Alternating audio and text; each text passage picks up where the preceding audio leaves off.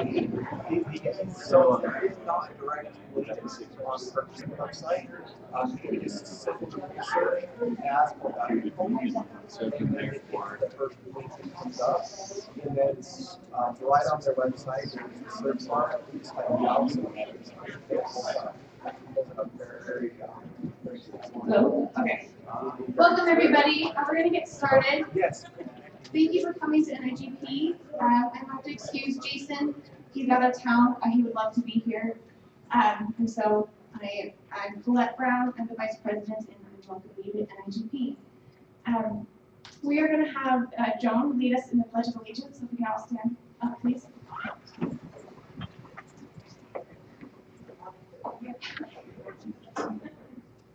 I pledge allegiance to the flag of the United States of America and to the republic for which it stands, one nation under God, indivisible, with liberty and justice for all.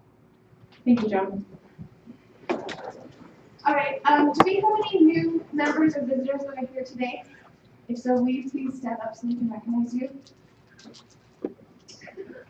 Hi. What's your name? Spencer. Awesome. Spencer. Welcome. I'm told that you're the brother of Skip Foster. So we have a double Fosters. This is great. Oh, yes. He works for Linden City. Right. Thank you. Anyone else? We're pointing. Yes, thank you. Kai Turner, UDOT. Kai from UDOT. Yeah. Welcome. All right. I just kind of want to make an announcement. In the coming year, May 2019, we are planning for NIGP to have to put on a reverse trade show. We're very excited to do this. We're going to be collaborating with the state of Utah in that, and it's going to be kind of both a reverse trade show and mixing as a PEP seminar.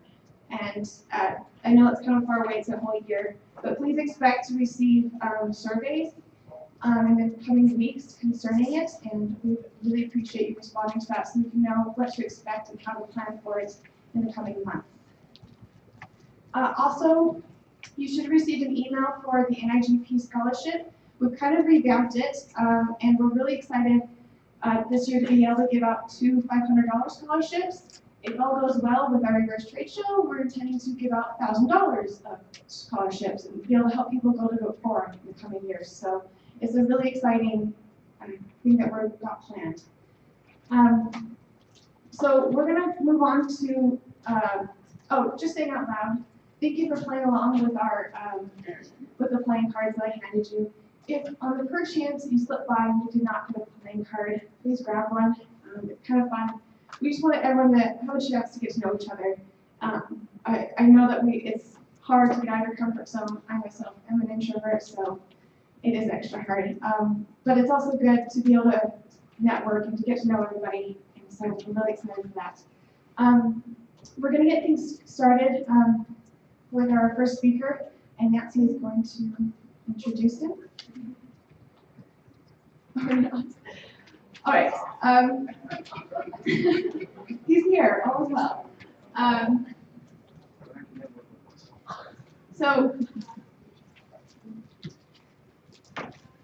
All right, here we go. Does anyone have any really cool stories that they've recently experienced when it comes to purchasing that you'd like to share?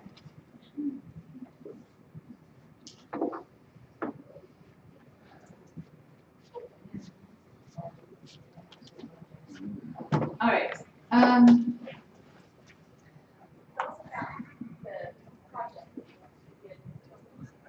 Good project I did.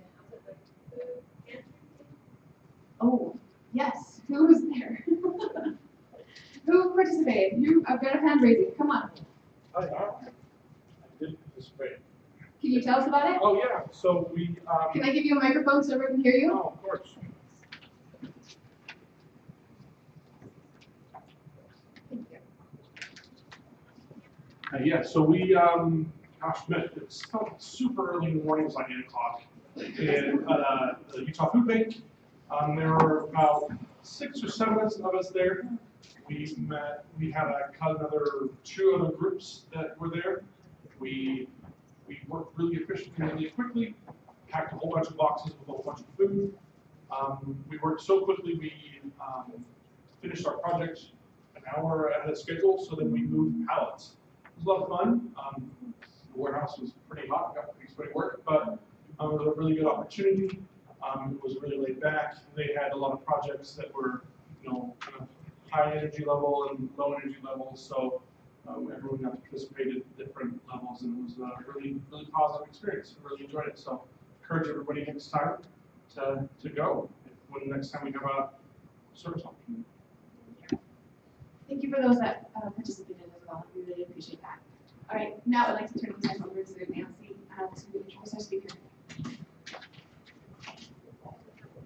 Okay, today I'd like to introduce Dr. Jake Gano. He is an education consultant and sits on the board of directors at the Leadership Society of Arizona, a 501c3 nonprofit organization.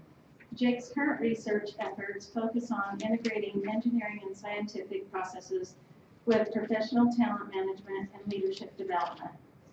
Using his research background, Jake co-founded the Leadership Society of Arizona with the objective of providing young students with professional success, coaching to help them prepare for their futures. He has since worked with over 500 high school students in Arizona. From his research, Dr. Gano has published 10 papers in the past 2 years and 2 industry reports regarding talent management and acquisition. He has developed over 40 online management educational modules for industry professionals and high school students. He has consulted with over 70 companies to help them improve talent management processes. He assisted in teaching 7 undergraduate, graduate courses, totaling over 100 students with overall 10 out of 10 teaching assistant rating. Dr. Gano currently presents to groups of industry leaders offering insight on how to better engage the millennial workforce. The crux of his efforts stem from his previous research at Arizona State University. Dr. Gano earned his PhD in construction management with a research focus on integrating engineering and scientific processes with professional talent management and leadership development. He worked within the Performance-Based Studies Research Group, a large research center spanning across several research disciplines. He completed his undergrad degree in mechanical engineering and his master's in construction management, both at ASU. So here he is.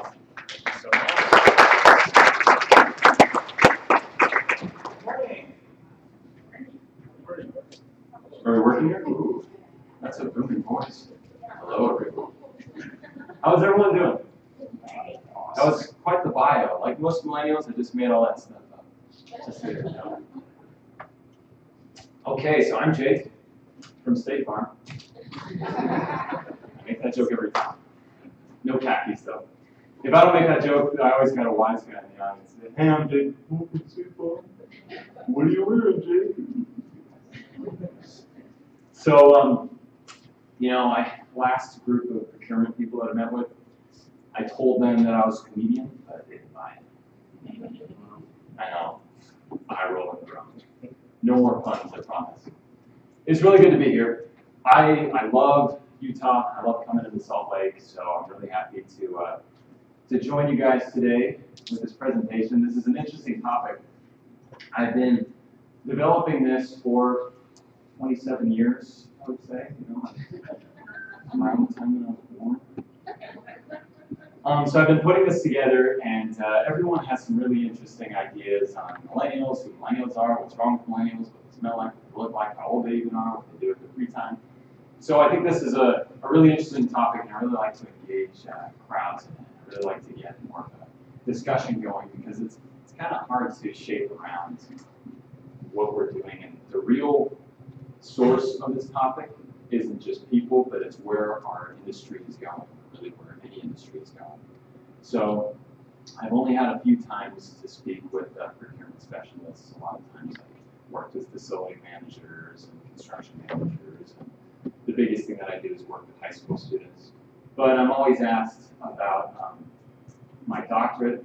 I'm pretty young, I don't even really, to be honest with you, don't even really know what my doctorate is in. It's really just, I knew the right professor, and I just kept on working with him, and one day he's like, you know what, Jake, you get 3 more letters. So here I am now. Have any of you ever been to a presentation by Dr. Dean Kashwani? A few of you, okay. So I studied under Dr. Dean. It's everything I know, and I learned from him. I'm one of his students. And what we always say is our little catch line is, my research is in how to know everything without knowing anything. And this is particularly special for procurement agents. And today I'm going to explain what that means and what that's like. But I'm going to do it through this lens of millennials and understanding the younger workforce. So what I want to do to get started is I want to open up with a little discussion. And I want you guys first to do this discussion in your groups. So at your tables, I want you guys to, let me do this first. Let's get this out of the way really quick. How many of you, I'm going to do a quick survey. How many of you guys manage or directly employ millennials? Just a couple? Yeah. How many of you just work with millennials? How many of you consider yourself a millennial? Which one last? How many of you have seen a millennial? Oh, that's a great. How many of you have raised a millennial? Oh, you're going to love this presentation. So here's, I say gripe because there's a lot of negative press, a lot of opinions going on about millennials. So in your tables, I want you guys to come with a couple things. Maybe some of the stereotypes or what is hard about working with the younger generation.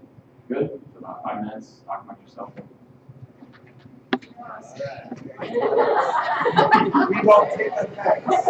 We won't take offense. Put them on blast. What's wrong with us?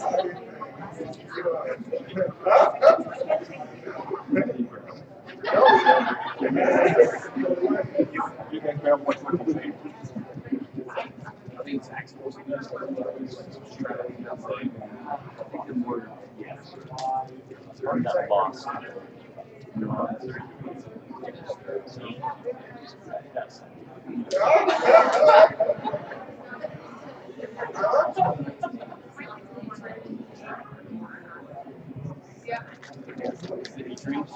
It's everyone disagrees, but it's like 88 to 98, something like that. Okay, 85 to like 98.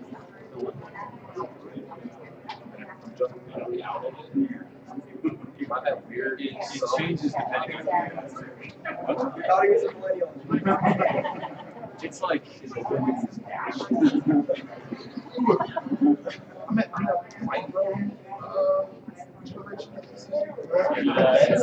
I was just say early to mid 80s to late 90s. The secret is these generation times. It's just like it's a market.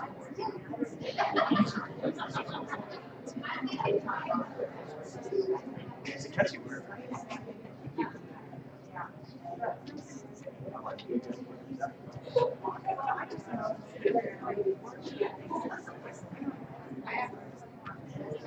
In what sense?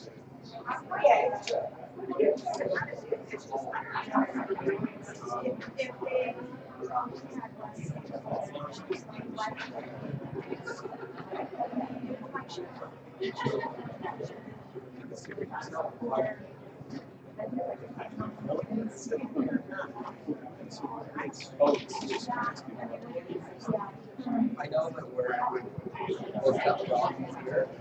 Not now we've graduated, we'll stay in the same job until we retire.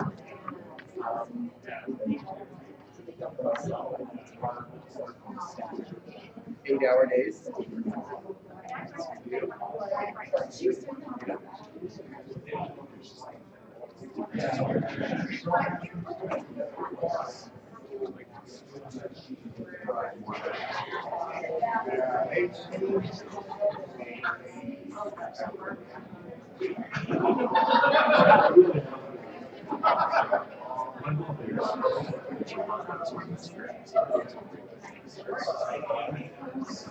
You don't. We're talking about it. I know. I'm like, okay with that.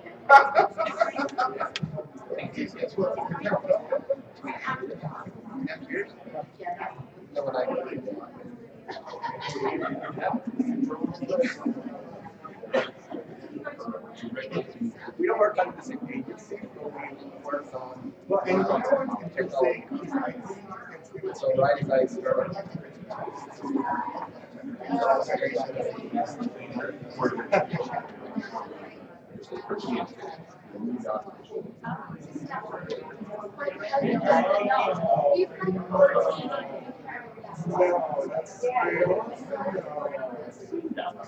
which honestly, that was Just like your face.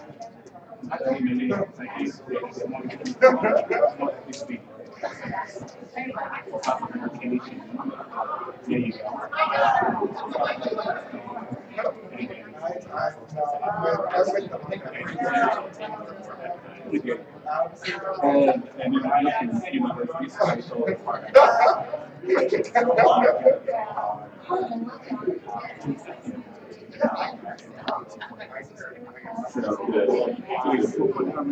Okay. So, first off, I got this question like 5 tables, and this is the question of the ages. What in the world is a millennial? I'm gonna be honest with you guys, millennials is like, it's a made-up term. But researchers and mostly media people, they call anybody who's younger than you a millennial. Anybody who's born between like the early to mid-80s to the late 90s. So, that walks like a dog, quacks like a duck. So what do you guys say? What are some comments? What are some things that you've heard or that you know about millennials? Some stereotypes, gripes? Let's hear it. Entitled. That's a big one. What else? Tech savvy. Tech savvy. Loyalty. Why do you say that one? Lack of loyalty. Which maybe is not a bad thing, it's just different. Yeah. Like they'll talk openly about another job or another like something secret. Yeah. A lot of times when we look at them, that's a big thing in the news. It's millennials are job hopping. What else? Short attention span. That's, I don't know if that was necessarily, but hang on, I got a trick attention. What else? Anything else? I want to know what the end result is, not what's in there. Yeah, that's a big one. It's like What to do, just tell me what you want. big picture, the why. Yeah. Anything else? Big question. They do. Why do you say that? Yeah, it's true. Okay, I want to hear from young people. So I want to hear from the other millennials. What do you think is a misconception? Yeah. We don't know how to work. That is a misconception. Because we got some here. What else? Anything? Yeah. I think I don't know if it's a misconception, but there's just a shift in values between older generations and the younger generations. That you think that there is a shift? There is a shift in values, yeah.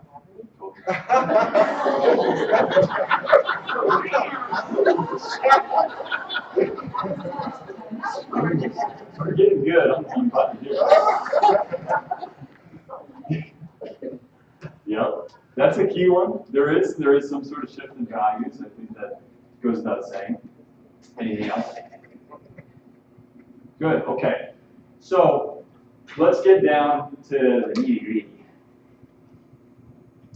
I'm a millennial, by the way. So, in case you guys didn't know. I know. I just saw this on the side of the road, and I was like, I told my wife, I was like, I want to put this in my presentations. I'm a millennial, and let me tell you the truth. I've never really failed before because I got all sorts of participation trophies. I love taking pictures of my food. I'm very sensitive, a bit of a snowflake. You could hurt me very easily. And I, you know, just squandered my parents' money all throughout college and had a good time. I do fit into the millennial stereotype a whole lot, especially growing up, especially when I was in college. All of the things that you guys have said down to me. I was entitled. Selfish. I didn't really like to work a whole lot. But that was just, you know, college. Who isn't like that in college? That's kind of how I saw it as I was younger. But as I started to grow, I realized that a lot of my things as a millennial were shaping who I was. I turned out to, even though I grew up not really ever failing, eventually, when I started to focus on my career, I realized, no, I'm actually really good at failing. And in fact, I really like failing. Because every time I failed, I learned something new, and I had so many odd jobs. Because when I went into college, I was really trying to figure out exactly what it is I wanted to do or who I was. I did all sorts of odd jobs, and I wasn't very good at 90% of them. But I ended up earning a lot of degrees. I worked with a nonprofit, taught a lot of people. I'm still a little sensitive. So even though I, growing up, was very much somebody who fit into this stereotype, there came a point in my life where I started to move out of it. And one of the greatest counters to stereotype is a lot of people in my presentation say this. They say, oh, millennials don't care about family values, and they'll get married until they're 40 years old. But I got married. That's my biggest accolade. So we only got married about a year ago. So let's get to the millennial hypothesis. Here's a question. I usually have music in the background. I don't think we have audio. I want everyone to participate in this. What percentage of construction employees are over 40? Don't mind the bad Regis Philbin impression. 70%, 50%, 40%, 10%. A. How many of you guys say D? How many of you guys say C? B? A. Final answer? Answer is A. Yeah, it's pretty crazy. And I know not all of you are in, or you're procurement agents, so a lot of you work with construction companies and vendors. A lot of the groups I give are in construction, but in most industries, this is what it looks like. And this is the reason why. This is kind of an interesting little chart here, and this is charting the baby boomers. That little dark square, it shows how over time our demographics are changing.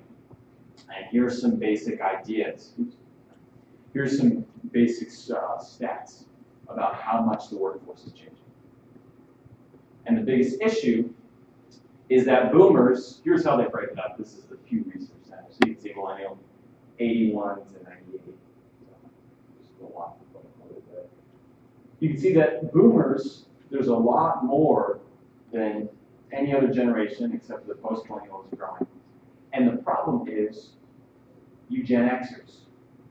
This is what the industry is fearing the most, is because there's this huge gap in between the boomers and the millennials. And so the biggest worry that we're seeing in the industry, across every industry and across any professional field, is what are we going to do to fill the gaps of these boomers? If there's not enough people immediately after them to take over, who will fill the spot? And the issue is that a lot of these millennials or young employees, they're not working up to snuff, or they're not meeting the expectations that the companies are setting up. So we got two basic problems here. The boomers who have worked their whole lives, usually from a younger age, are ready for retirement. They worked their whole time, so they're leaving, and the people who are replacing them don't have the right skills. The millennials, even though some of them are going into the same industry, they're not taking the same routes that a lot of the older professionals have done. For example, in the construction industry, most people who are head of construction managers or of large companies or that kind of thing, they started on the ground and worked their way up, turning wrenches, working pipes, and they got those direct on-the-field jobs and made their way up the ladder. But millennials, We're spending 7 years and $200,000 on our education, and we're not going to that same training route. We're going to a more education route. And so when the young people get into the job field, they don't have the exact same skills that the previous generations have. They have a very different, more academic type of skill. And they've learned all this theory about management and all this, and so they have a greater desire to get involved with the more theoretical, big picture leadership type things. And traditionally, older generations say, you haven't put in your time yet. You keep filing the papers. Here's the next question. Read the quote aloud. Who said this famous quote? Was it A, Elon Musk, B, Socrates, C, Warren Buffett, or D, Albert Einstein?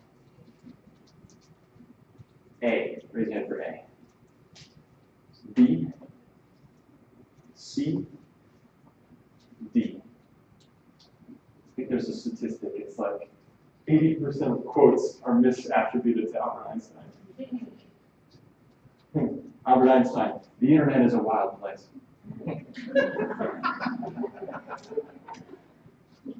It's Socrates. Yeah, this is a quote from Socrates. I'm going to show you guys something. This is really cool. This is really what I like to, this is probably one of my favorite parts of the presentation.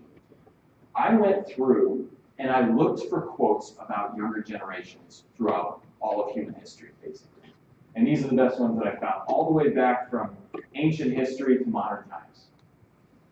Every time you get somebody talking about the younger generation, millennial or not, they almost say the exact same things. They say they don't have the same values. They're impatient. They're selfish. They're too reliant on technology. This is a quote from Socrates saying that millennials' reliance on paper is going to ruin, not millennials, that young people's reliance on paper is going to ruin their mind. Isn't that funny? He said, oh, these young people are too reliant on writing things down. And it's as we say today, these young guys, they're so antisocial with all this technology.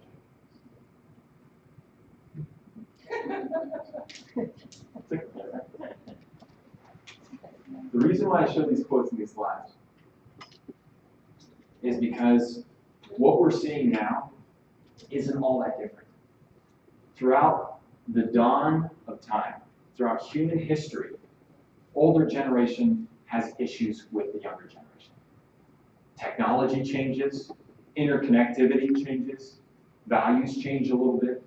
It's always the same thing. And millennials, or this upcoming generation, even though we're more integrated in technology ever before, the same basic principles are there. All right, which job type do millennials occupy the most? Human resources, leadership, IT, marketing sales. Say marketing sales, IT support, leadership, HR. Believe it or not, it's leadership. The vast majority of millennials want leadership positions. This is how it is. They want some form of leadership. They want some sort of responsibility over what they're doing. And this is, you know, we call it Generation Y, but it's more like Generation Y. They want, a lot of them actually want to be with the company in the long term. A lot of the statistics out there, when you look at the data, the time that younger generation stays with the company is just about the same as the time that Gen Xers stay with the company. The positions that they're taking, what they're doing, it's very, very similar. So how millennials are now is very similar to how boomers and Xers were when they were their age. But millennials, we really want to go at the big picture. And I can't tell you exactly why, but I have my best guess. See, growing up, the most emphasized thing to this generation was education. Is that right? Would you guys agree with that? It was growing up, the thing that I heard over and over and over again is, if you don't get good grades now, you're not going to get good grades in the future. You're not going to get into a college, and you're not going to get a good degree, and you're not going to get a good career. And so it was all about learning more, knowing more, doing more. And you get your degree, and all of a sudden everything's supposed to work out for you. You're supposed to have a very lucrative position. You're supposed to have all these job offers, all these types of things.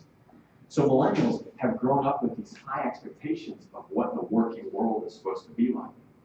You know, I imagined I get my degree, I kick down the door in an office, wave it in the air, and be like, all right, where do I sign up to be the next Elon Musk? Where's my $1 million a year? I learned so many things. I got my degree. I'm a doctor. All these different things. We have these lofty goals. And not only with just education, but with media. We grow up with so much of this media where it's movies, music, video games, and the theme has always been dream big. It's always been, you are the hero of your own story. So we have these high expectations and we have these high dreams. We have all these things that we want to try and accomplish. And so leadership is what we look to. So here's our next discussion point. In your tables, based on what we talked about, I want you guys to discuss, do you think millennials are cut out for leadership positions? And then, yeah, we'll start there. So talk about that. Do you think millennials have what it takes to be leaders in your organization? That's a good way.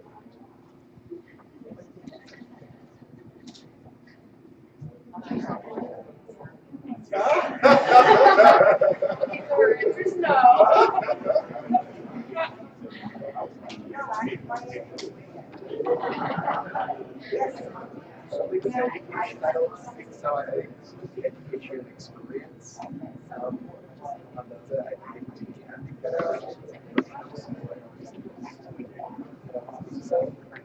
think we can get out.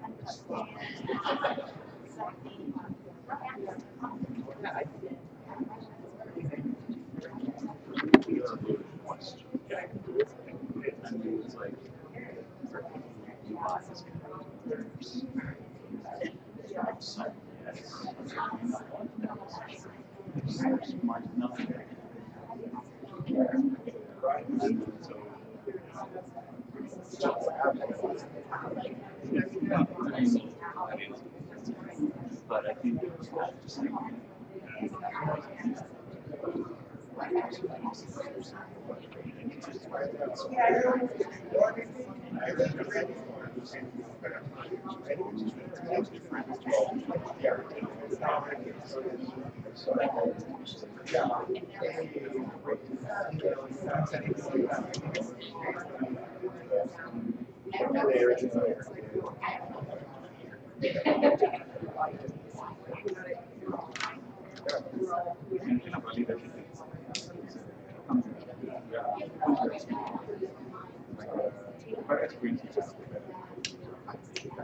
because whatever I'm trying to get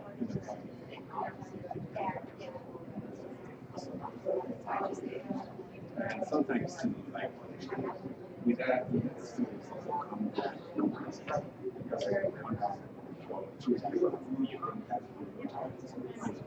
so we take them there. And that's also where this younger generation comes in. They know you can put some time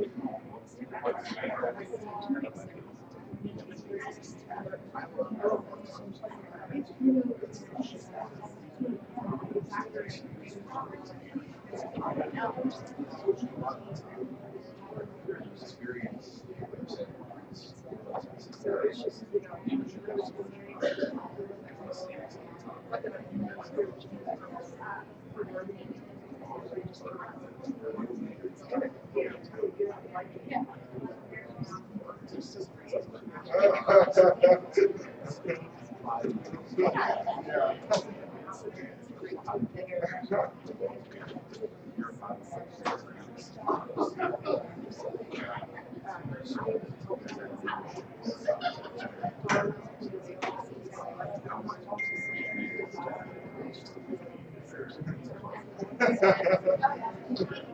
All right, what do you guys think?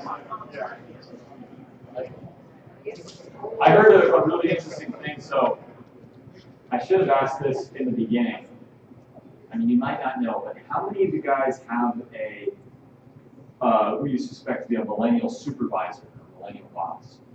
Just a couple. That is it's snickered. All right, so what do you guys think? Are millennials cut out? Are their aspirations to be leaders, are they realistic? Yay, nay? Any thoughts? Who says yay? Let's get it. Let's do a shy half hand. Let's look at this. Here are the common things that people say about millennials. They're too glued to their phones. They don't communicate the way. They text me instead of call me. What's up with that? They don't have the technical experience and the technical training. No, they're so impatient. I said that. Poor communicators.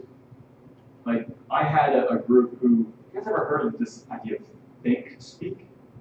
Or question speak? That's what it is, question speak. I never heard of it until I went to a group, but somebody said, she was from Texas. She's like, I swear, all the young millennials I work with, they talk so weird. Everything ends in a question.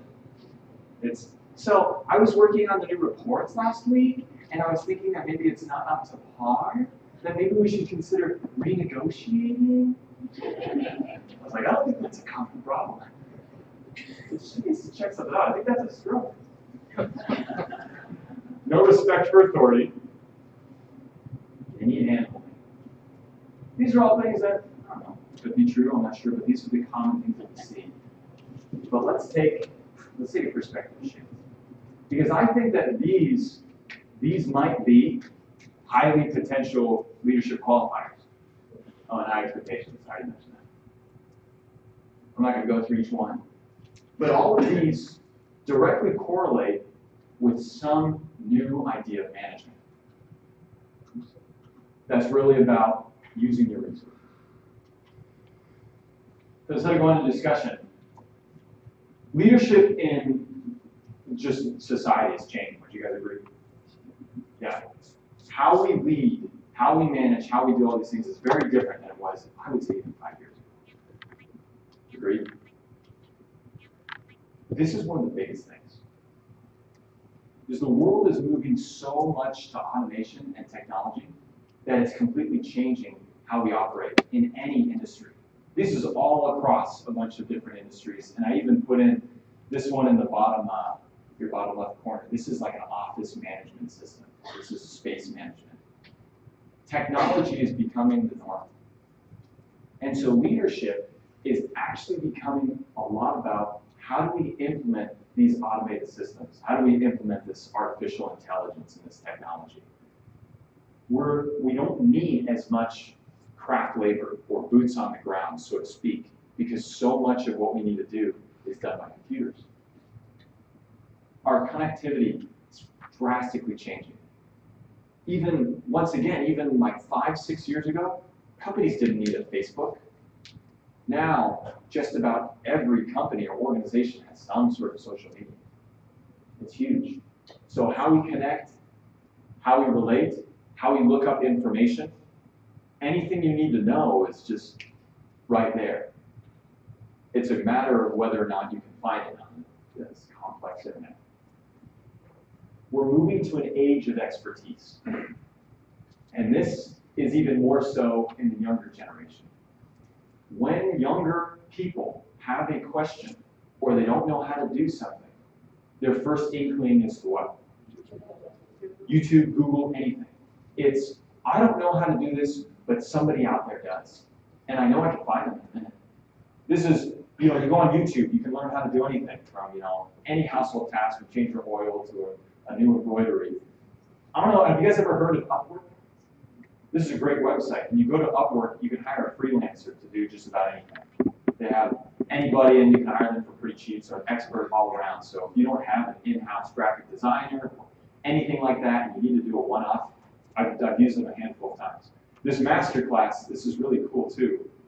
It's more of an entertainment thing, but they get famous chefs, actors, even Steph Curry, pro athletes, famous authors, and they do classes online. And you take a video series and they show their expertise and how they got to it. It's blowing up, it's taking off. So society is moving towards this idea of more technology integration, less restrictions, more freedom to experiment and do different things. Socializing is done at the click of a button instead of the scheduling of a phone call and arranging a meeting. This is the same as millennials. This is the same as young people. In fact, this is the same as every generation. Every generation moves more towards these things, just a little bit more, a little bit more. So while millennials, I have no doubt in my mind, I'll be the first one to say, if you took a millennial right now and then took them back 50 years in the past, I don't think they would be able to be cut out for the leadership positions because they don't have the skills that were needed at that time. But since society is changing so much, I personally believe that a lot of the things that we look at with the younger generation as negatives might end up being something that makes them so successful. So, I want to transition now, and I want to tell you guys a little bit about my story, get a little bit more into my background, my details. Because throughout my life, as I mentioned, I was going through this big identity crisis. And it wasn't until 6 years ago that I made the big change to realize who I really am and what I want to do. And this huge change in revelation totally changed my trajectory, my professional trajectory, changed what I wanted to do. And it's inspired me to do everything I do now. So my background, this is baby Jake. You can say "aw." Everyone say "aw." Oh, I know. What happened? Baby Jake was the youngest of three. I had two older sisters. And I just put that up there because it's even more adorable. So I was the youngest of three. I was spoiled rotten. I had everything I wanted. I had two older sisters. I had my parents taking care of me. I was like the epitome of entitled. My father was a surgeon, and he was a spine surgeon, so you know what that means. It's like buku bucks. So I grew up, when I was born, I grew up in this environment where we had all this money. I had an entire room, kid you not, an entire room filled with toys. We had like a storage closet. You'd open it up. Well, that's Jake's playroom. Totally spoiled, got everything I wanted. So you would think that my life was made out. It was just a dream. So on the outside, we looked like a great family. But on the inside, we were racked with turmoil. Because even though we had all this money, even though we had all these things going for us, every person in my family struggled with some sort of severe substance abuse. And when I was about 7 years old, my parents split, and eventually my dad actually lost his medical license. So we had all of this turmoil. And even though I grew up into this world of having a lot of money, we eventually got to the point where we didn't have any money. There was a time where it was just me and my mom, and we couldn't afford to rent a house anymore, so we had to move into a trailer on my grandfather's ranch. So my whole life, I said, well, I noticed that my family members were going through so much struggle. And I told myself, I want to do whatever I can to not have those same struggles, to avoid any sort of substance abuse, to be stable, to be an independent person. But my issue was, all the people in my environment were going through so many issues themselves that I didn't trust any of them. I said I needed help, but I can't rely on them because they're going through so many problems. So I made a decision. I said I am going to do everything for myself. I'm going to make sure that I get taken care of and that I'm the most successful that I can be. So I set out to summit every peak I could, literally. I went out to do adventures, and I thought I was the big cheese. You know, I thought I was a really cool guy. I set out in school to be the most successful student I possibly could be, because I thought that was the one way to break out of any sort of bad circumstances or tough background, was to just get straight A's and work as hard as you can in school. So my idea was, I'm going to do the hardest thing I can in education, and I want to be an engineer. Throughout high school, I was top-notch, graduated at the top of my class, was one of the top students. My teacher said, oh, Jake, you have everything going for you. You can choose whatever career you want. You've got it made. You are what we're trying to do in the education system. So I said, I'm really smart. I'm going to be an engineer. But I got 2 years into it, and I realized I was a bad engineer. Not only was I bad at it, I didn't even like it. And in college, I was like, wow, there are some really smart people here, like really, really smart people here. I'm not actually as smart as I thought. I got straight A's in high school, and I got all these people doing differential equations, and I'm here having an existential crisis. What's going on? And I met a professor, it's Dr. Dean. Well, even before that, so what I did is I was so racked with this feeling of inadequacy that I ended up becoming exactly what I feared most. And I ended up turning to substance abuse as well, too. And I was surrounded in this depression. Because I spent my whole life on this trajectory to be a really intelligent, highly educated person, but here I was 2 years into my undergraduate degree, and I was failing. I didn't like what I was doing. I didn't like where I was going. I didn't know where I was going. So even though I learned all this technical information, I didn't actually know anything. Because what good is those details if I can't use it to make myself happy? And I didn't even realize that until I met Dr. Dean. And Dr. Dean, he is a procurement expert. He got his background in civil engineering and then he went into construction management. But a lot of his studies and his research is really just how to hire the best person for the job. And so he's worked with organizations and companies all across the world. I won't go too much into that. But he took all of his lessons learned about identifying the best expert, the best vendor for the job, and he said there are certain qualities about an individual, about a company, that represent stability and interconnectivity. Basically what he taught me, to boil it down into a simple idea, is that leadership isn't about knowing all the answers. It's not about knowing all the information. It's about knowing how to leverage people who know more than you. That leadership isn't about being the best person that you can be, but it's about recognizing where your limits are and opening up your world. Because a leader is nothing without the people around them. And he taught me this in a leadership class, nothing to do with procurement. And I was, my mind was blown. It seems like such a simple idea, but I had spent my whole life only focusing on me, what I wanted to do, my success. So when I ran into troubles, I had no support. After taking his class, I started to look at my family in a whole new light. I found mentors, Dr. Dean and his son, to guide me, to go through my problems. Because before this, I saw my life as an empty box that I had to fill things with. My teachers told me that I could be anything I wanted. So when I got to college, I was so confused because I said, well, I could be an engineer, I could be a chemist like that, I could be a doctor like my dad. Shoot, with technology these days, I could be whatever I want. I could be the Queen of England. You never know how people do things. But my shift was realizing that I didn't have to fill my box with things because my box was already filled with all the answers I needed. I just didn't see it. In order to figure out who I was, it wasn't about going out and trying to accomplish all these things. It was about stopping and looking right around me. And as I looked around me, and as I spent more time with my family and got to know them, and treated them like people, not just this burden of a family, I saw exactly where I fit into this world. And I looked at my oldest sister. They got all the good looks, you don't have to tell me. I looked at my oldest sister, and she's one of the top real estate agents in Phoenix. So she has this really fantastic real estate empire, and she's a really great businesswoman. My other sister works for an education software development company.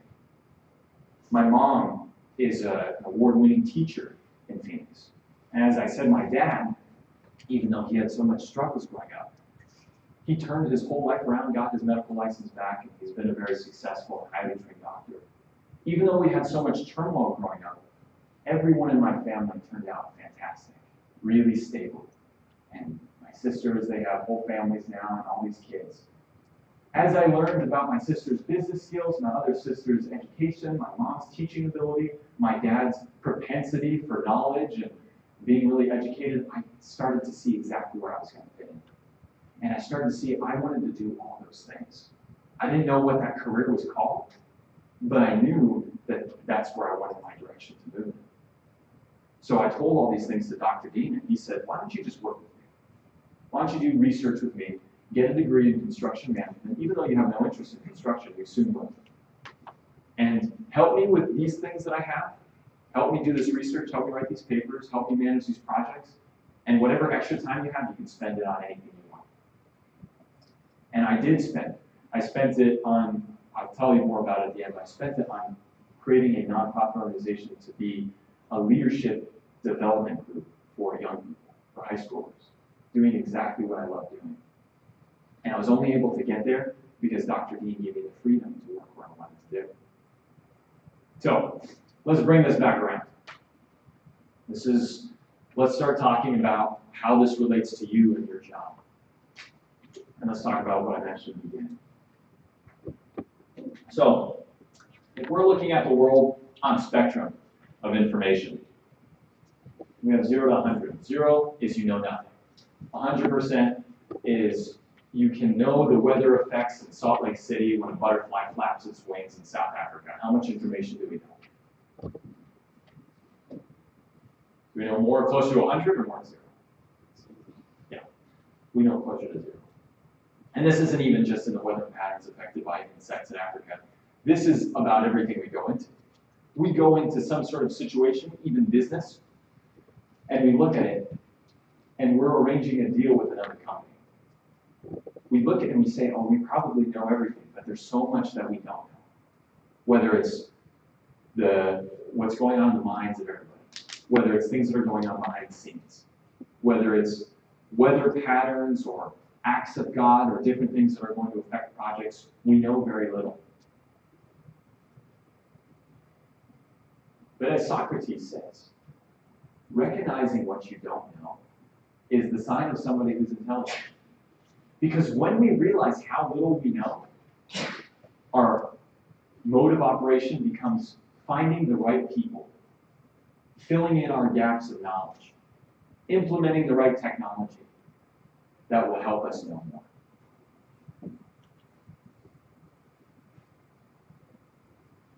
Some of you have seen this. This is the Venn diagram. This is the crux of what Dr. Dean teaches, and this is what I'm going to apply to. If I drop this bottle, what direction is it going to go into? It's going to go down. Does anybody need to think about this? Does anybody need to pull out a piece of paper, write some calculations? No. Does anybody need to make a decision about where it's going to go? Why is this so easy to understand? What was that? It's a natural law. What natural law is happening here? It's gravity. We know gravity, right? Everybody in this room is an expert at gravity. Everybody can see it. What we're trying to do in any industry, especially procurement, is we're trying to find experts to fill in our missing gaps. An expert is somebody who looks at a project and it looks like this. Everything in life is an event. It's governed by natural laws. We have the initial conditions of any sort of system, where we're at when we begin, and we have the final conditions. An expert is somebody who can accurately look at the initial conditions and see it so clearly and simply that they can do what with the future? They can predict the future. And that's a crazy idea to think about, especially in business. But that is what defines an expert, is their ability to predict what's going to happen before it even happens. I'll give you an example. So, this is for bidding an ERP system. I don't know anything really about ERP systems. All I know is if I am the procurement agent, I talk to my owner, and this is what specifications they give. This is what they need in the ERP system. So without having to do any sort of research or knowing any type of expertise, I can define my metrics, and I can look for somebody who meets those metrics. I can look for an expert who's able to say, I've done this, and I've known it before, and I'm able to see it. Then the expert comes in. They're given information at the project start. about what expectations are set up by a client, the first thing that they're going to be able to do is define the end goal. Experts are going to be able to come in and say, as this job, as the vendor, this is what you will expect to see at the very end of this process. Still, I'm at the point where I don't even need to know the details because I just know the final product. Then they lay out the milestones. And the biggest question I get is, well, vendors, there's no way that somebody can know everything, know all the details. That's exactly where our risks come in. Is a vendor knows way more than we can do, the expert. So they lay out their plan, and then they clearly mark out, this is where we're missing information, and this is where we need your help as an owner, or this is where we need our subs. Then they just give their best estimate for what's going to happen, and they create their risk mitigation plan. And they're able to say, I can predict the end of this project. I can tell you where I know the least amount of information, where I know the most risk, so you're able to plan accordingly yourself.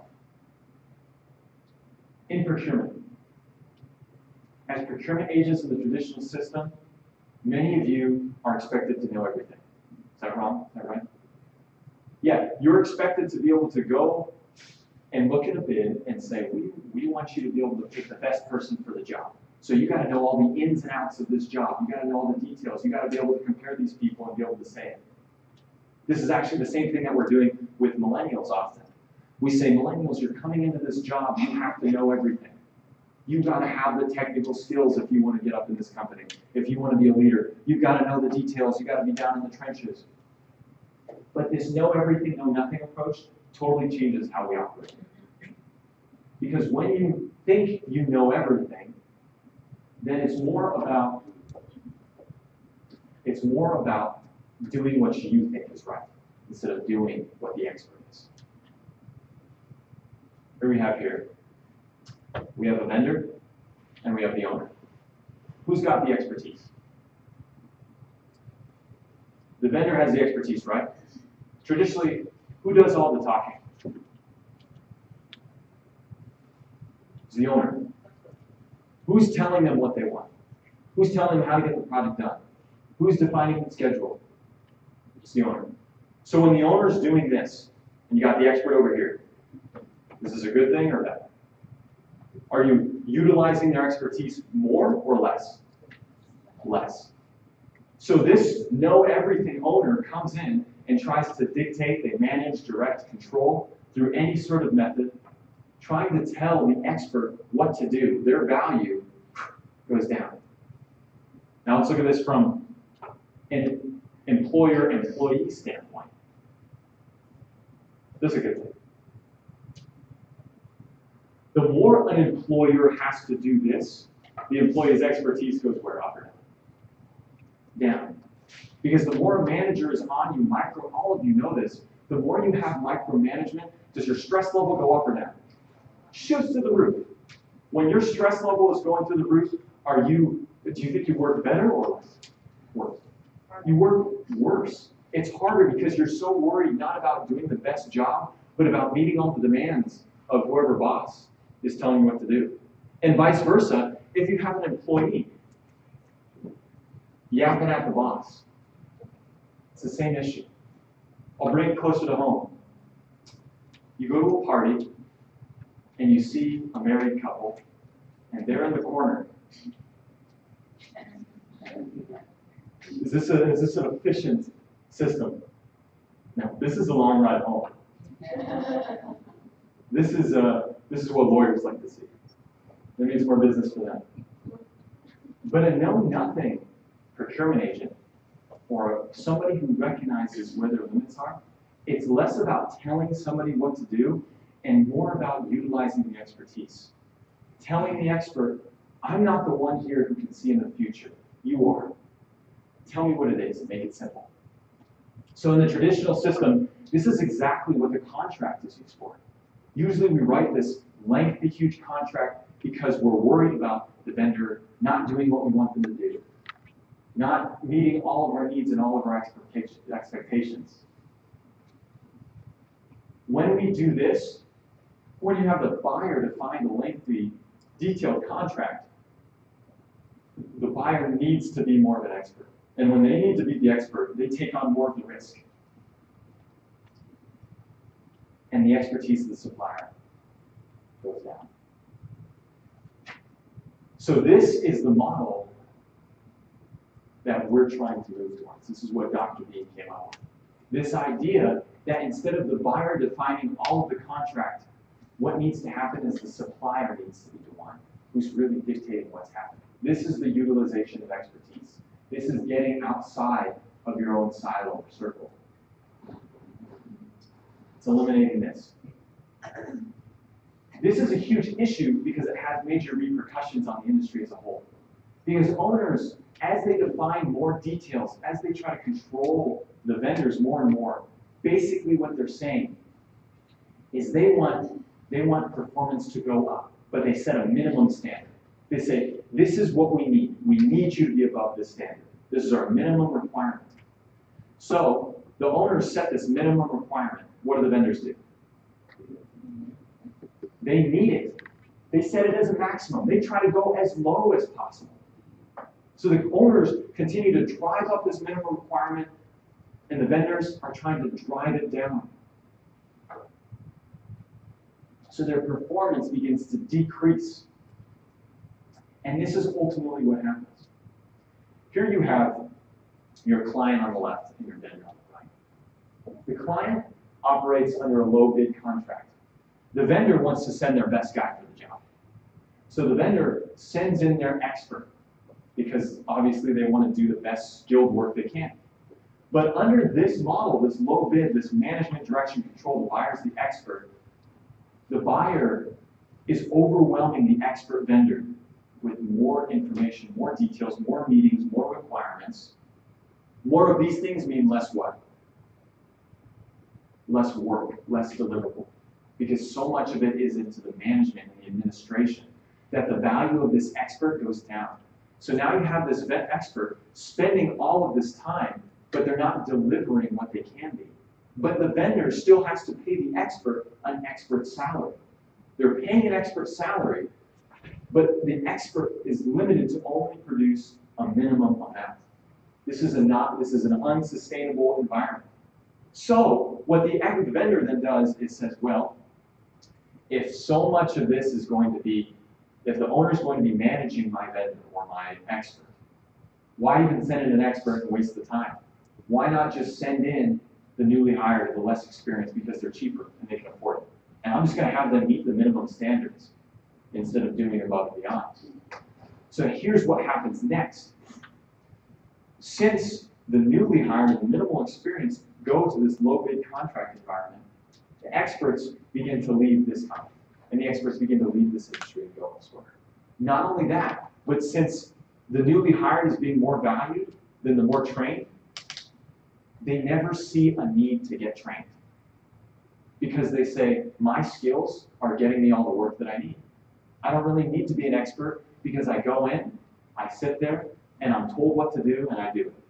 Pure reactive. So this is the only sustainable system. The minimal experience goes to the more controlled owner. The owner who's going to tell them what to do. Because it doesn't matter. Owner's the expert, so why do I need to send an expert? The experts are going to go to the owner who values their expertise, who's able to say that they don't know everything. And this is where they're going to get their most work done. This is what Dr. D developed. This is his PIVS technology. This is the whole idea. He set up an entire technology where the most important thing to do is to be able to, as a procurement agent, to identify the expert. He's changed it so even in the course of project management, you are the most important person. Because your job isn't to know all the details, but it's to be able to quickly recognize the expert in procurement so that everything with the project management and project planning goes according to plan. So let me show you guys how this actually looks, now what this looks like. I'm going to show you some of our biggest research projects.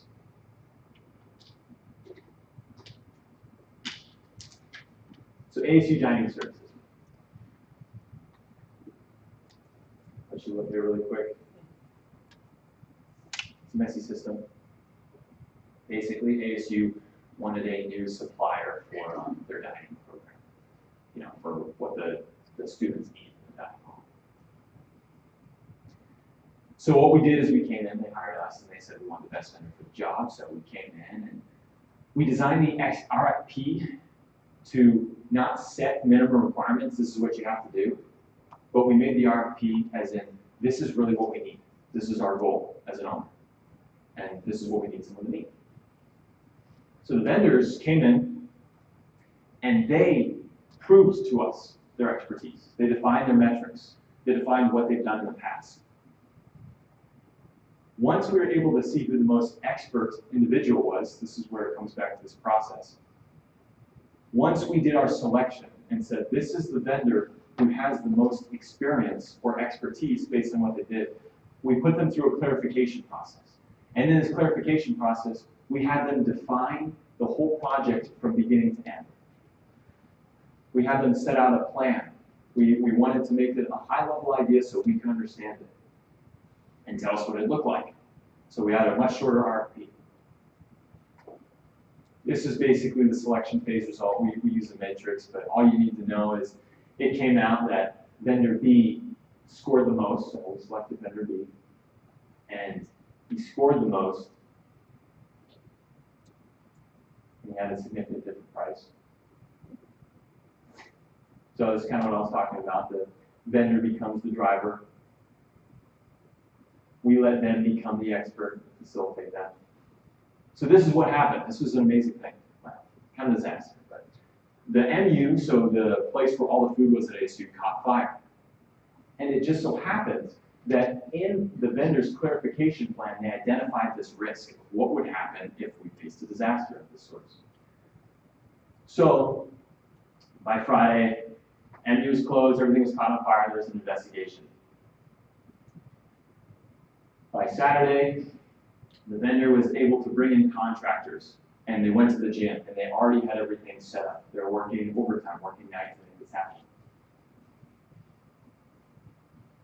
By Sunday, they were stocking everything and getting ready to go. By Monday, they were ready for business again. And it was because that ASU had given full control of the expert, or full control to the expert, sorry. And it wasn't they set in a contingency plan, it was the expert already had this plan ready to go. And we just let them go with it. Said there was a fire, what are you going to do? We did it.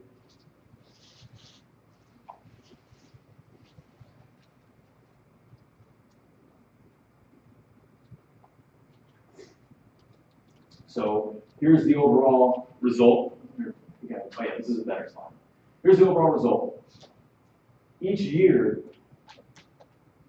the vendor did better and better and better, exceeded the expectations. And it was because each year, anytime there was a problem, anytime there wanted to be a change, it wasn't the owner coming in and saying, this is what we want to do. It was actually utilizing the vendor as an expert.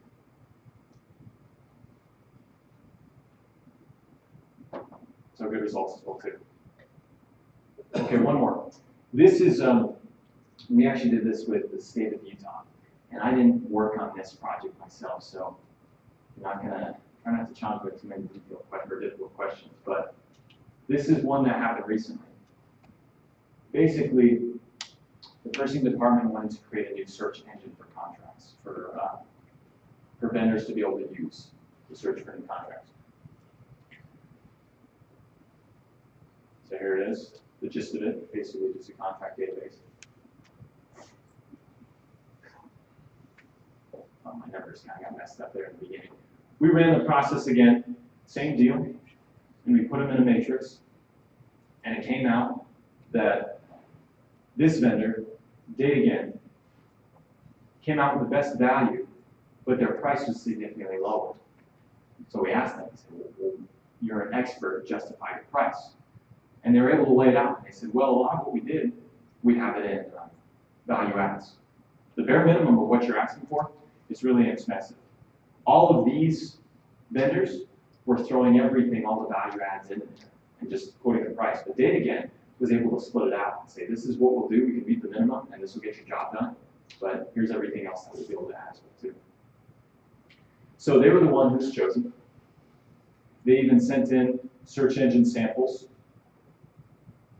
And this is the result. Just put in the ventures form.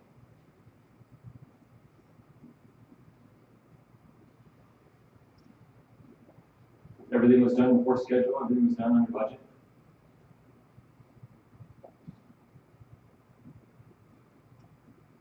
So this is basically it.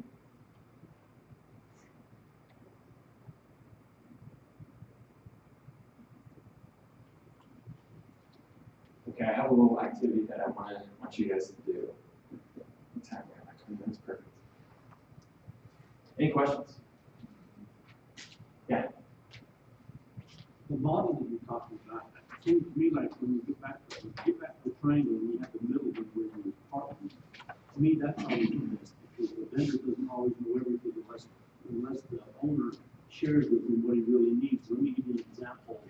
This was the first, I mean, I have a lot of professional examples, but the one that rings a bell to me was DirecTV. When they called me and wanted me to switch over from Dish TV. He spent all his time telling me why I wanted DirecTV, and every time I told him why I wanted Dish, it would come down to one thing.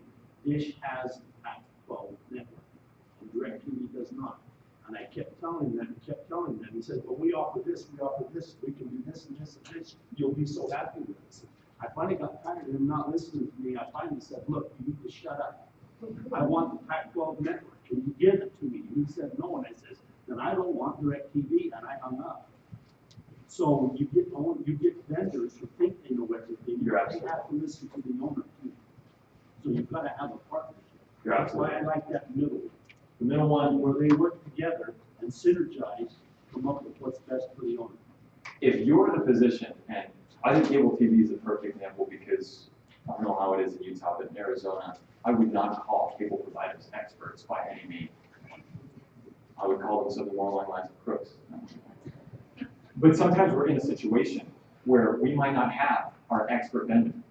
If we don't have the expert vendor, if you come in and you have all these bids and they clearly aren't able to understand, then you've got to meet them with what they're expecting. So I think that's ideal. If you have a trained or experienced someone who's in the middle, but they don't have the full expertise, then the only option is that more has to go on the partner. That's it. Those are good ones. Anything else? Okay. I've been doing a lot of talking, so I want to do this little activity. Does everyone have a piece of paper? Blank piece of paper. You can write on the back of anything. What I want you guys to do is to get into groups of 3 or 4. So some of you tables, most of you are in groups of 4. Some of you tables is kind of divide in half.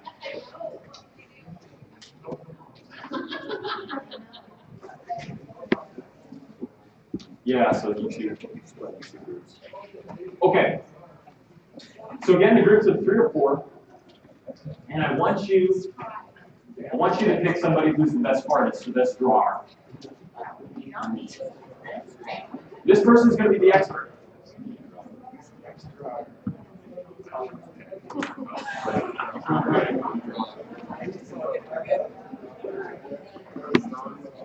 What I'm going to have you guys do is draw a house.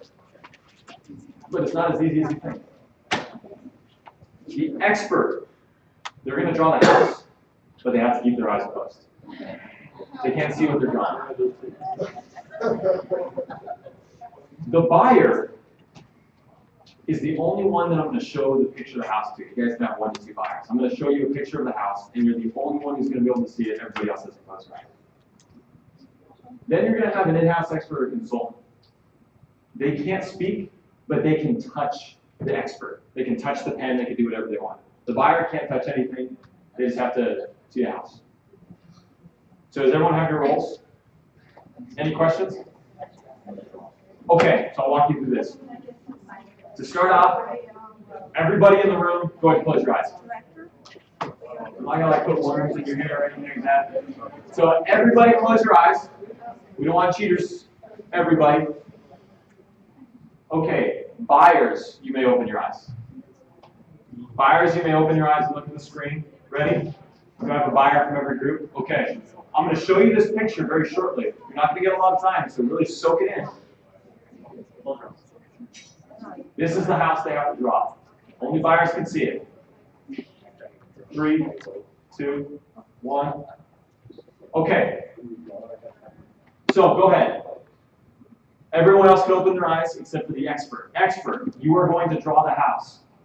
Buyer and consultant, you may help them draw the house. Good? I'm going to give you guys a time limit of 10 minutes. Go ahead. Raise your hand if you have questions.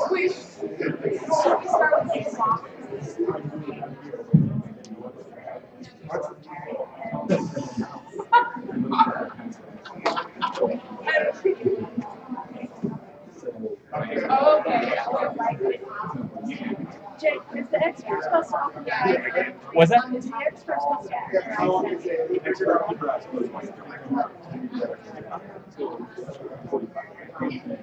But is it like?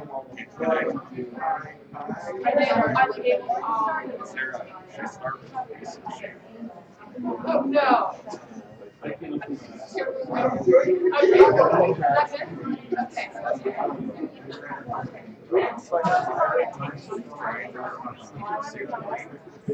Okay. Yeah, I'll tell you what. What's that? I'll be a buyer. So whoever's the buyer,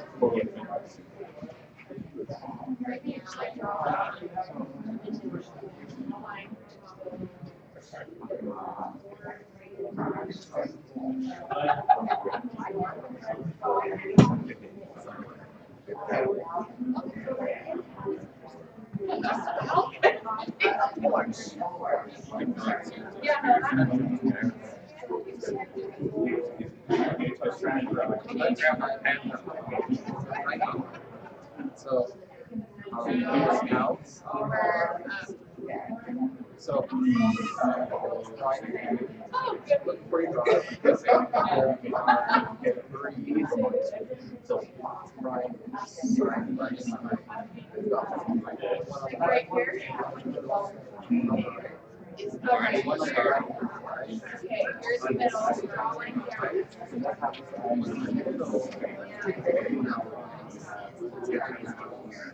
Okay, what will stop?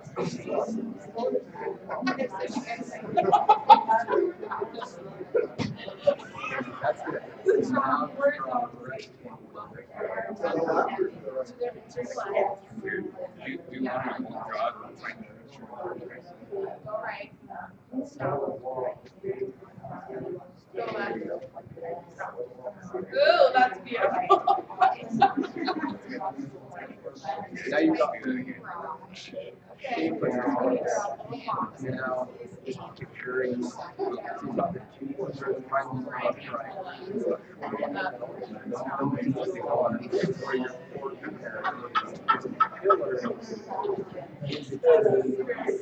Okay, now over here, down. There you go.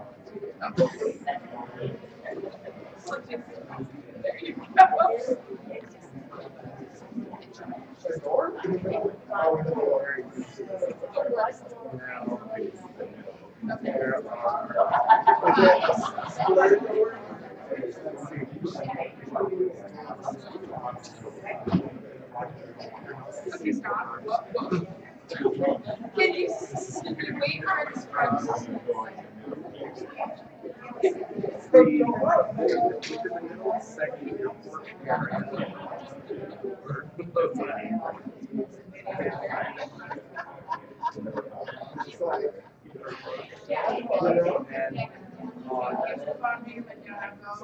wait for it to scrunch?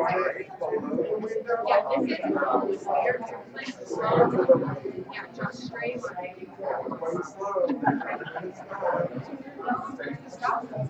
No, we want to go all the time.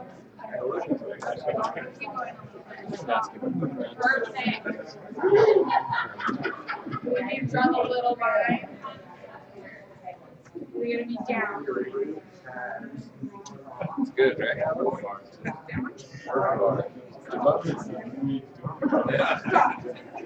So, you know, really got to step on that.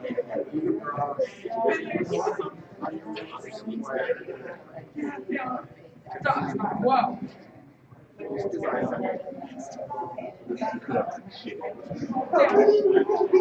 we good?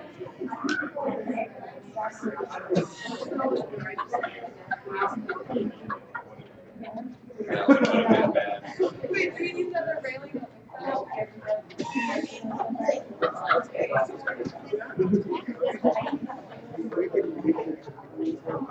Okay, we'll just pick the I said house guy. Okay, yeah. Whoa, whoa, whoa, whoa.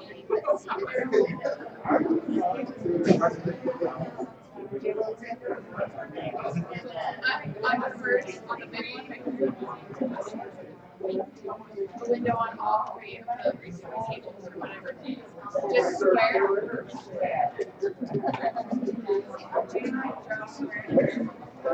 Get down. Oh, that's gonna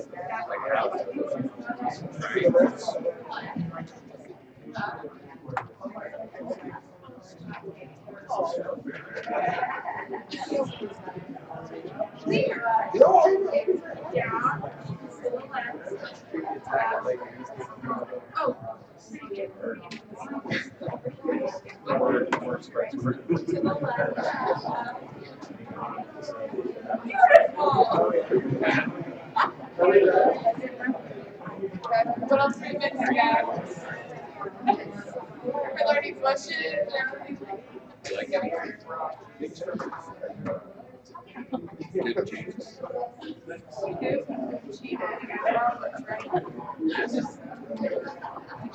That's beautiful. Good job. Are you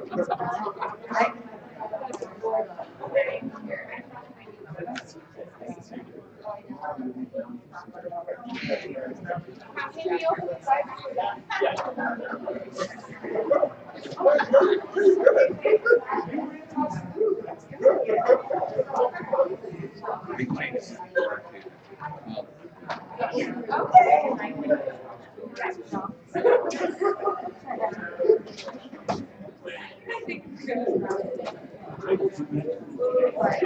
Yeah, we got that.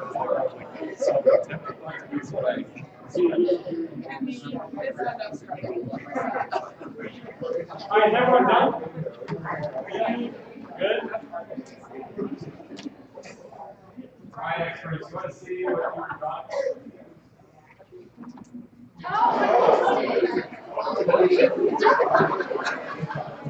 I think we did.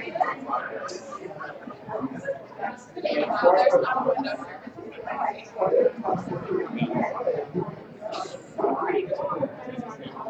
Everybody. This is one of my favorite activities to run. Does anyone get a little frustrated? We usually, when I run this activity with kids, I do something very similar, but instead of drawing a house, I actually have them put together a 25-piece puzzle. So they have to put together a puzzle, but they can't even see it. It's a lot of fun. This is a profound activity because it works on a couple different levels. First, this is the traditional system. This is how it operates now. That you have your expert, who's supposed to be the expert artist. But then you have a buyer come in, and they say, I know what I want, I'm going to tell you and dictate it to you. They're essentially blindfolding the expert. And sometimes they even bring in a consultant to hold their hand. And the consultant is really at the mercy of the buyer as well too. And it's really just something to make sure that they get everything right. It's the micromanagement. This is management direction control at its finest. On the other side, not only do we tend to blind the expert as we control them, but we also tend to blind ourselves. Very often we are the expert, but we don't have anybody helping us. This is the root of my story. Is growing up and going into college, I willingly put on that blindfold and just went out into the world. But I didn't even recognize that I couldn't see what I was doing. I was like You know, I've seen movies. I've gotten a degree. I know how to be successful. I know how to be better than anyone else in my class. So I don't need anybody. I'll just figure it out on my own. I'll be the expert. If I have a question, I'll just Google it. So there I was, blindfolded, trying to draw a house or trying to draw my life. Whereas if I would have taken the time earlier on, at the beginning of college, to utilize expertise, it would have been very different. In fact, when I was going into college, I had a conversation with my dad. And I told him, I said, you know, Dad, I think I want to be an engineer because, you know, I'll be really successful and smart. He just looked at me and he said, Jake, you'd make a terrible engineer. And I said, what do you know? You're a terrible father. Don't talk to me. So I didn't even acknowledge what he was saying. He even told me, he said, Jake, you are much more cut out for a more social role. He said, you need to do something where you work with people. He said, because engineering isn't a fit. But I didn't even listen to him. So we have two things going on, and they're both caused by the same thing. It's caused by not willing to ask for help and to utilize expertise. It's caused by saying, we know everything, instead of we know nothing. So as we minimize this, trying to control, trying to manage, it'll have huge impacts on what you're doing. And especially if you're trying to engage more millennials. Many young people won't be able to say it or articulate it this way, but what they're really looking for is an environment where they feel like they are in more control of what they're doing. Is an environment that Dr. Dean gave me, where he says, these are my expectations. This is what I need you to get done. I don't care how you do them, but this is where I need you to get done. What you do with the remainder of your time is totally up to you.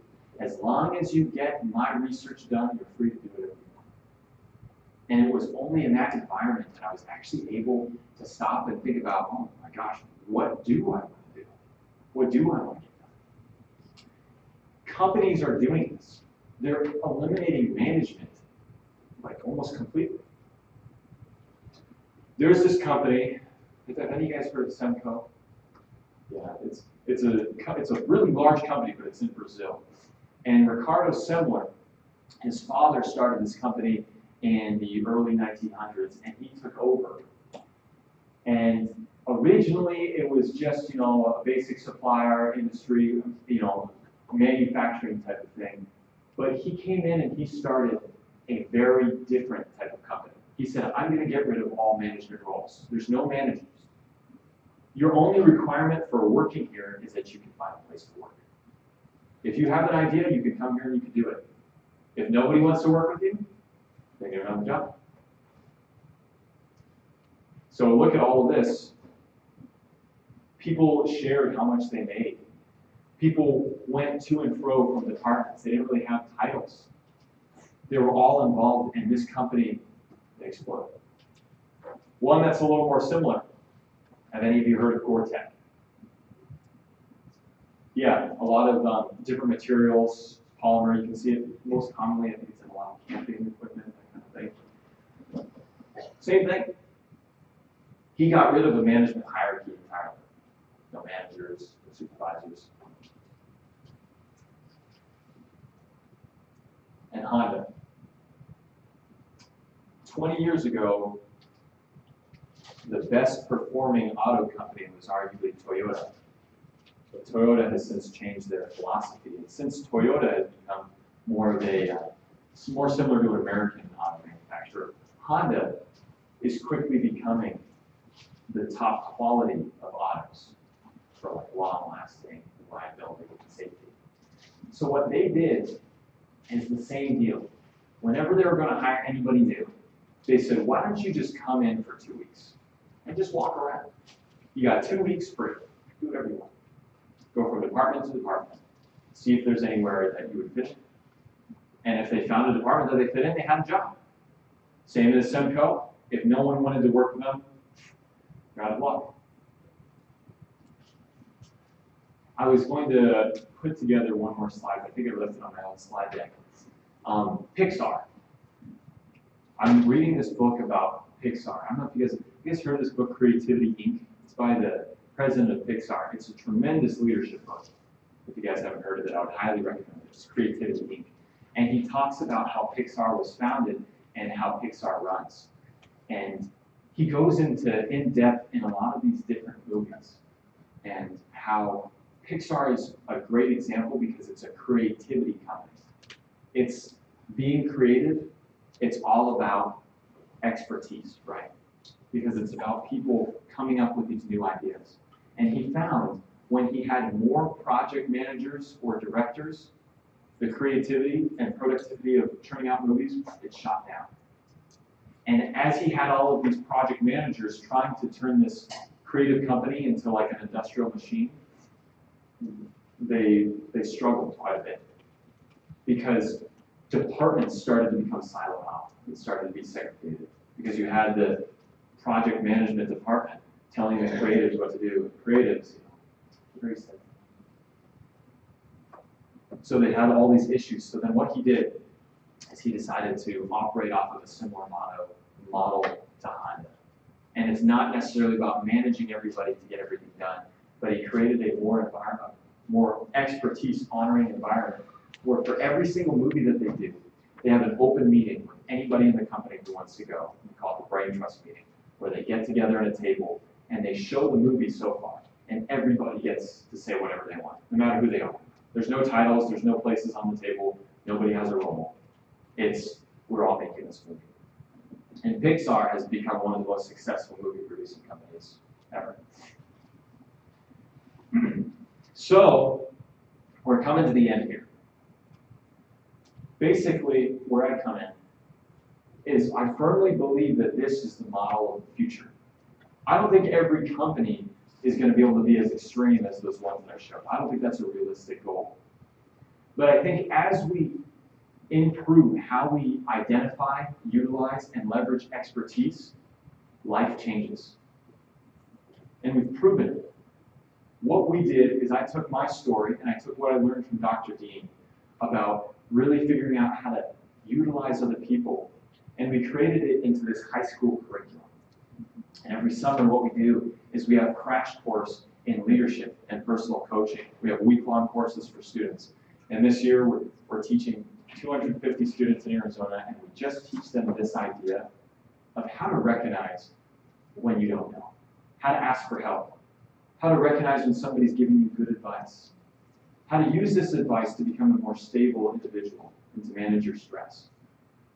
And we've taken this curriculum and we go around not only teaching these students, but we work with high schools and work with districts, and the whole idea is how do we give more empowerment opportunity to these students?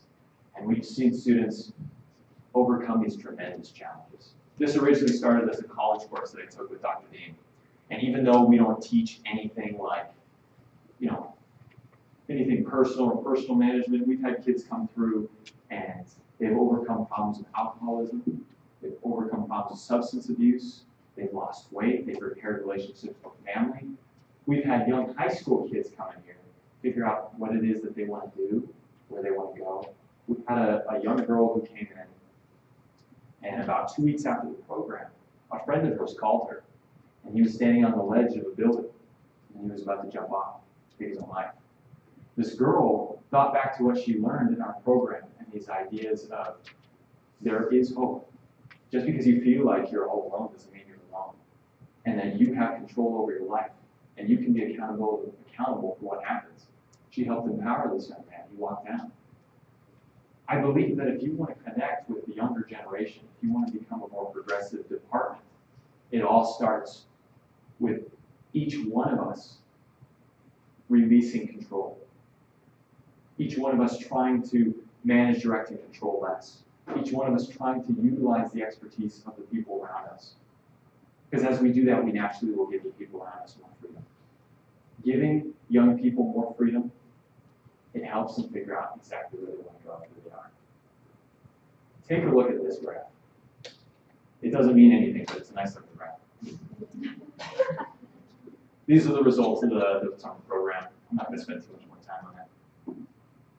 So that's a little about me. That's what I do. That's my goal, and that's my mission.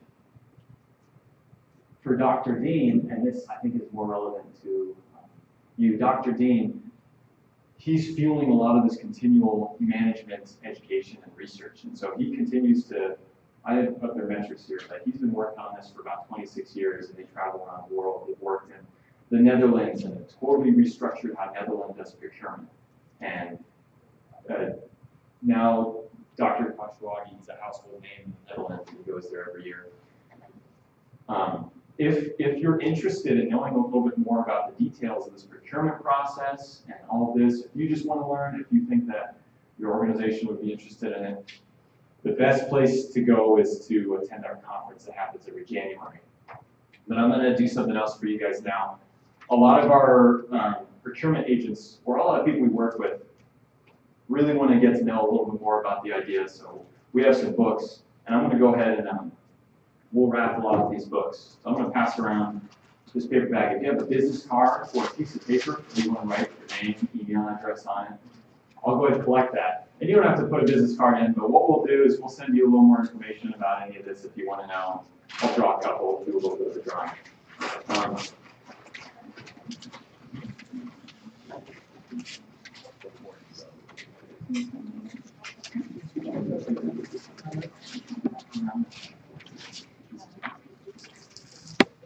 So while everyone's doing that, we got a few more minutes left before I do the actual drawing. Does anyone have any questions? We'll do Q&A after that. Yeah. I really appreciate the best value kind of thing that our state did. Interested in learning more about that. But we talk a lot about the new age democratic profit sharing and looking approach to companies. Yeah. We're talking about people regulated and governed mandated by people whose job is to keep organizations audit free. So the control and restrictions have legal jail time ramifications. So true. So how have you seen when you talk about organizations that are highly regulated as opposed to open creative and worried about this making money? How do you apply this kind of how to deal with millennials, creativity, augment democratic society when you're in a highly regulated? That's a super good question. That one actually might be over my head. He asked, because I should have asked you guys something. How many of you guys are, as procurement agents, how many of you guys work in the public? So, almost all. So the question that he asked is, how do you employ these ideas of more open-ended, less control when you're in the epitome of regulation and control environment? It's tough to do. I don't know if I can give you like a really good, satisfying answer, but what I can tell you is just what I've seen with all of our clients. Because we mostly work with government agencies. We mostly work with state procurement and government procurement. We're working in the Kingdom of Saudi Arabia right now. And the Saudi Arabian government is probably the epitome of control and bureaucracy. I don't think you could get any more control than that. And I want to reaffirm that this is not the standard. To expect this to be what any organization becomes is totally idealistic, totally impractical, especially with government. But the idea is, even if you're not a profit-making company, even if you're not Semco, even if you're just in your department, the ideas of trying to eliminate control will always become better. Thank you so much. In your departments, your higher-ups, what's the one thing they're concerned with the most? And obviously, what do you think is the most important thing that people look at, your bosses, when they're looking at your campaigns? It's price, right? That's the language that speaks the most, is money that you're saving, especially in a government organization. So as you're trying to incorporate these things, the idea isn't to totally revolutionize a company or an organization and become this utopian idea, but I don't know if I can go all the way back.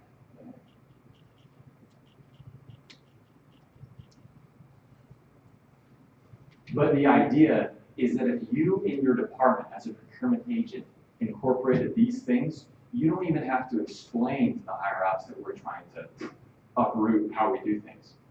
What it is we're saving money. Because this idea of the best value, at the end of the day, it's about saving money. So without being able to talk to each one of you and be able to say, oh, you know, this is a good thing to do, I'm not even the right person to do it, it's hard to say what you can do as an organization. And it kind of takes some time and reflection. It takes some looking at it. The trick is to see what you can do just in your department to make it a little less management oriented. You have all of these requirements that you have to hit above yourself, but it's trying to figure out where your wiggle room is. Is that a good question, or is that just a political workaround? Jake, no, for office. I don't answer questions. Any other questions? No more? Okay, good. All right, so let's do this. The first one that we're going to do is this book. It's How to Know Everything Without Knowing Anything. This is like the logical approach behind everything you did. Tanya Hodges.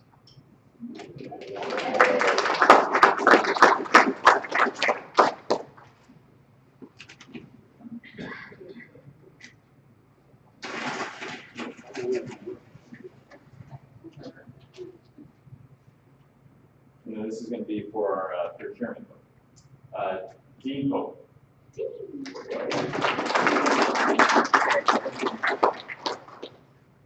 Okay, and this one is a little bit more about the. My mic came off. Does it look like that for one? This one's going to be a little bit more about the theory behind it as well too.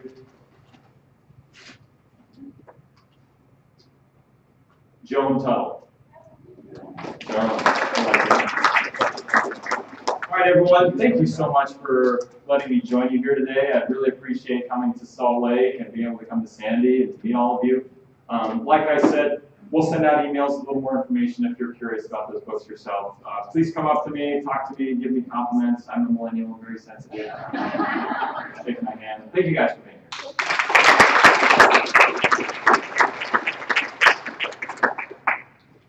I'd like to thank Jake for coming and talking to us today. That's a lot of good information, and I really enjoyed it, and I hope you all did as well.